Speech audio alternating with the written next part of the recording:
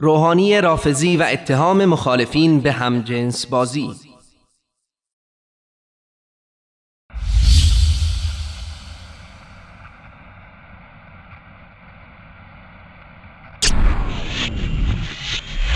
اولا نام مولا رو میبریم، ثانیاً یک لقبی از القاب مولا رو بر زبان جاری میکنیم که این لقب از مختصات آقا علی بن ابی طالب سلام الله علیه است و اون لقب امیر المؤمنین است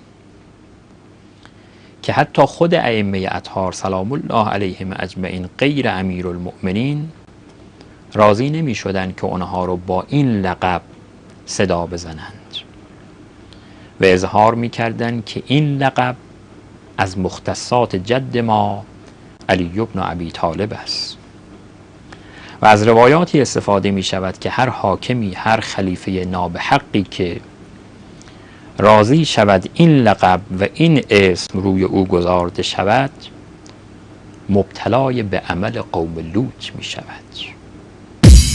مبتلای به عمل قوم لوط می شود،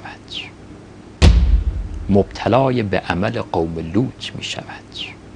اینقدر قباحت دارد و مبغوضیت دارد در پیشگاه خدا که کسی راضی شود این لقب روی او گذاشته شود و با این عنوان صدا زده شود که تمام اونهایی که حق امیرالمؤمنین رو غصب کردن راضی بودن که این لقب رو به اونها بدهن و با این لقب اونها رو صدا بزنن.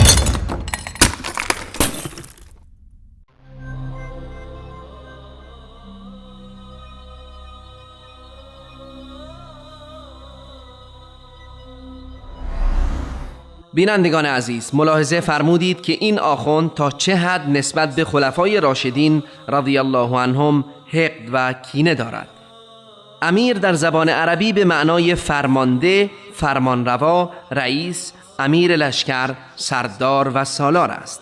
بدین ترتیب آیا نمیتوان کسی را که از طرف تمام مسلمانان به عنوان فرمانده یا امیر انتخاب شده او را امیر المسلمین یا امیر المؤمنین نامید؟ از جهتی دیگر این موضوع چه ربطی به لوطی بودن دارد؟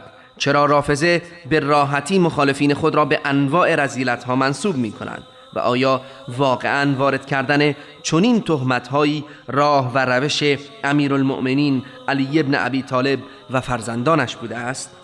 و یا ناشی از محبت علی و اهل بیتش می باشد؟ در حالی که الله متعال می فرماید ولا یجرمنکم شنآن قوم علی الا تعدلوا، بغض و دشمنی مخالفین شما را به تعدی از عدالت باز ندارد. واقعا چگونه چنین مذهبی میتواند با فحش و ناسزا سعادت دنیا و آخرت را برای بشریت به ارمغان آورد؟ به کار بردن چنین الفاظ رکیکی که این آخوند به کار برد در مورد نااهلان نیز درست نیست، چه رسد به یاران و پیروان رسول الله صلی الله علیه و آله و سلم که هر کدام در خدمت به اسلام کارنامه درخشانی دارند. باید دانست که خلفای راشدین هیچ کدام با میل خود خلافت را قبول نکردند، بلکه با رأی و نظر دیگر اصحاب به این مقام منصوب شدهاند.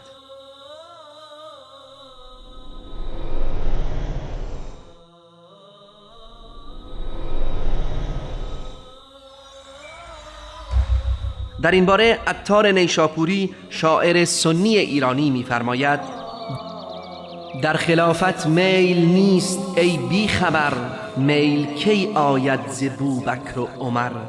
میل اگر بودی در آن دو مقتدا، هر دو کردندی پسر را پیشوا. کی روا داری که اصحاب رسول، مرد ناحق را کنند از جان قبول. یا نشانندش به جای مصطفی، بر صحابه نیست این باطل روا. اختیار جمله شان گر نیست راست، اختیار جمع قرآن پس خطاست.